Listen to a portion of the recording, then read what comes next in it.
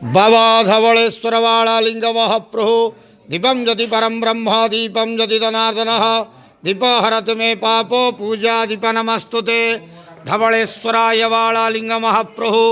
संसार सुखी रखंतु आज शुभ शुक्रवार रे समस्त श्रद्धालु भक्त मानों को आश्रीपद करंतु मनस्कामना पूर्ण करंतु कर्म क्षेत्रोन्नति करंतु ग्रहरिष्ट खंडन करंतु जगतर मंगल करंतु विश्वर कल्याण करंतु आपणकर नाम प्रकाश करंतु सेवकर डाक श्रवण करंतु समस्त गुआवसा भक्त मानकर मनस्कामना पूर्ण करंतु जो जो भक्त माने आपणक पाखरे मानसिक रखिछंती तांक मानसिक पूर्ण करंतु बाबा धवलेश्वराय वाला लिंगाय नमो नमः संसार सुखी रखंत आनंद के वार हरि बोलो आज शुभ शुक्रवार रे समस्त श्रद्धालु भक्त मानों को आशीर्वाद करंत आनंद के वार हरि बोलो हर हर महादेव शिव शंभु धवलेश्वराय वाला लिंगाय नमो नमः।